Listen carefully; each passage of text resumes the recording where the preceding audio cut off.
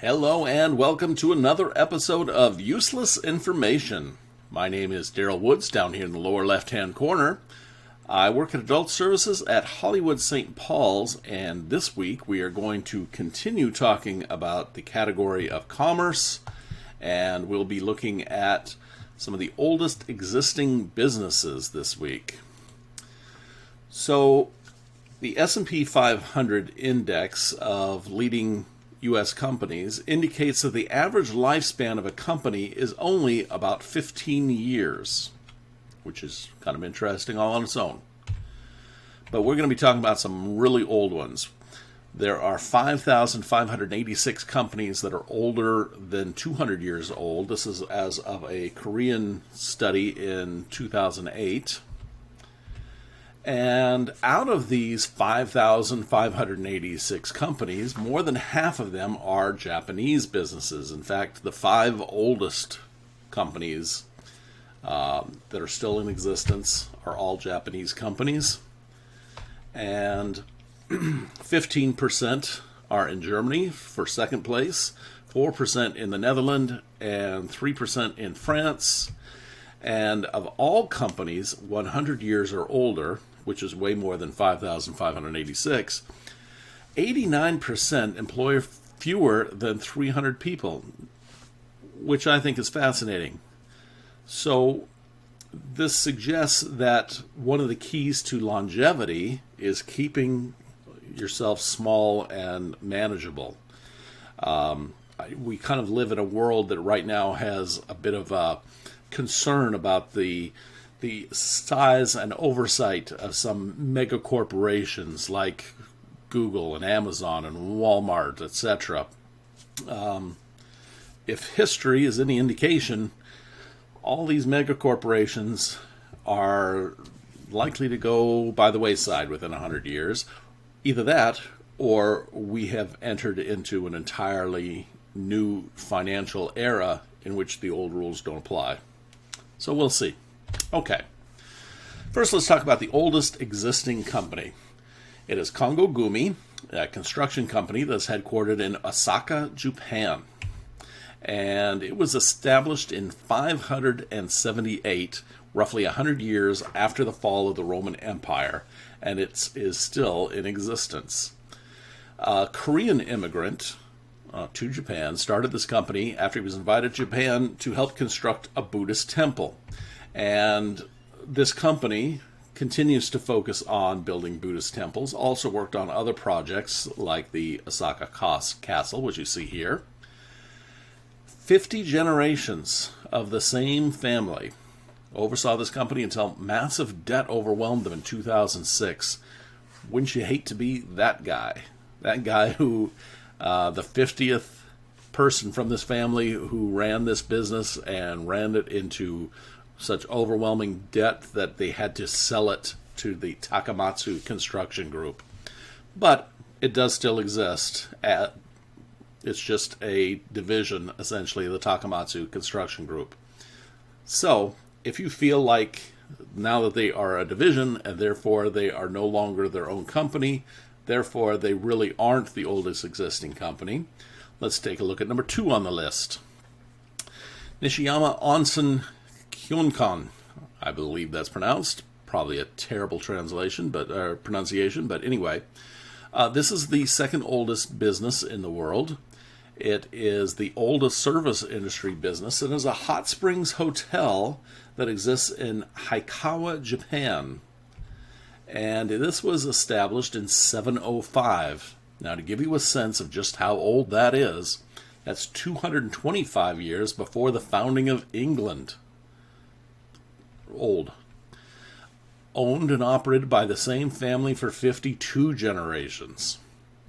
And some of its earliest visitors were ancient samurai and ronin. So that would be kind of cool, going to this place and visiting and thinking about how samurai used to wander the halls of the hotels. All right. So the third oldest company, which is also the oldest manufacturing business, is Genda Shigeo, a paper company in Kyoto, Japan. How old is this company? It existed before Kyoto itself. It was established in 771, and Kyoto was built in 794. Now, it existed as a company outside of Kyoto and moved to Kyoto when Kyoto was built to be the capital of Japan. So they specialize in these paper ribbons that you see that Maya did such a good job of picking out some images for. They are called mizuhiki, and they are used to decorate cards offered for major life events like funerals, for anniversaries, graduations, things of that nature. They also make gift cards and wrapping paper. This company has been, even before the pandemic, has been experiencing some financial problems. This might be another one that's kind of on the brink, kind of like a first manufacturing company. So the oldest restaurant, which also happens to be the oldest non-Japanese business on our list, the sixth oldest business of all time that's still in existence, is St. Peter Fitzculinarium. We got that culinary word that you can see in that last word is part of it, culinary. So restaurant situated inside the walls of St. Peters Abbey in Salzburg, Austria. It was established 803, or possibly earlier. It was mentioned in the Carmina anthology that was written by the Alcuin of York in 803, so we imagined it had to have existed by then for it to get a mention. It's possible that it had been around even longer than that. It has served such notables as Columbus, Faust, and Mozart. So could you imagine sitting at the table, probably not the same table, but maybe under the same chandelier or in the same archway that Mozart once sat beneath? That'd be kind of cool. So the oldest business in the United States is widely considered to be the Shirley Plantation. It is located in Charles City County, Virginia. It was established in 1614, and the operations began in 1648. And this is where we start getting into some questions about, is this the oldest business in the United States? It was established in 1614, but didn't actually go into operation until 34 years later. In the meantime, a couple other businesses actually started. They were actually producing something and doing something. The oldest operating business that exists inside the United States is Aurelius Zildjian.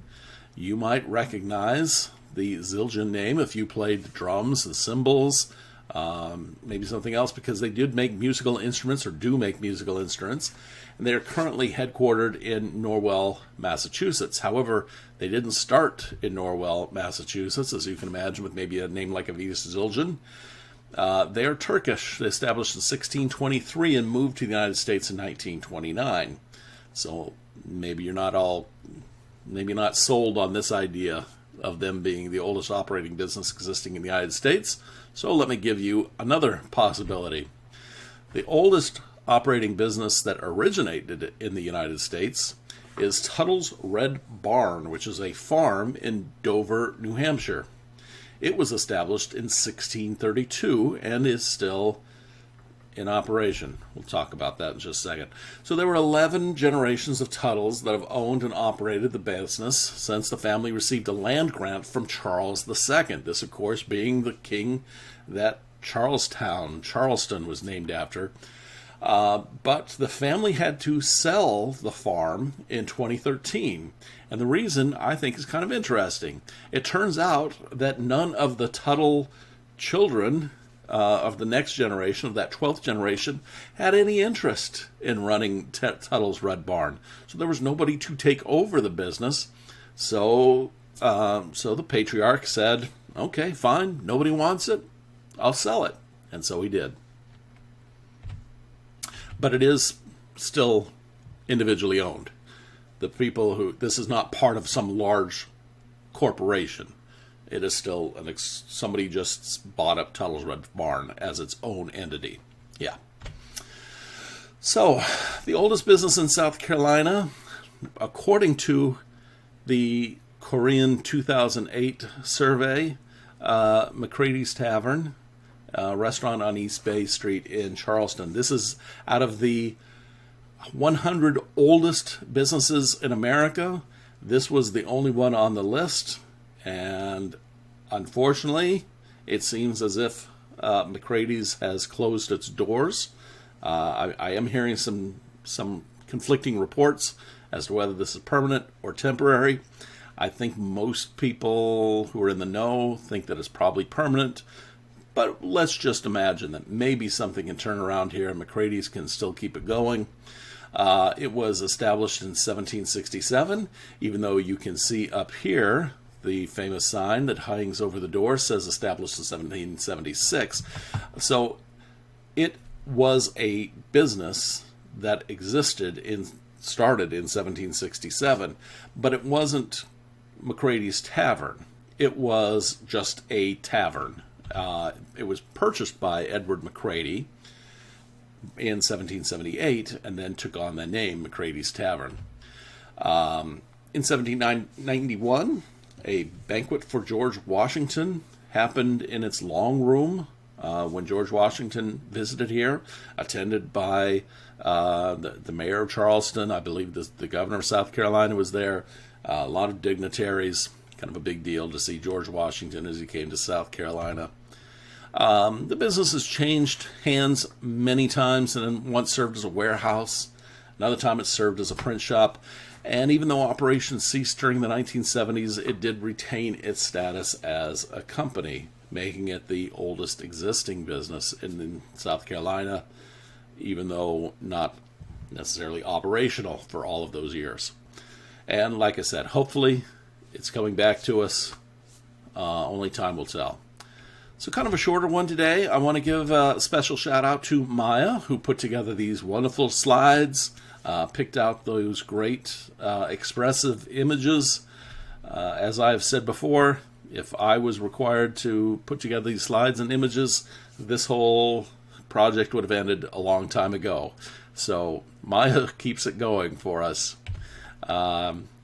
Some sites, some sources that I used here were oldest.org, tofugu.com, seeing so many of them were Japanese businesses.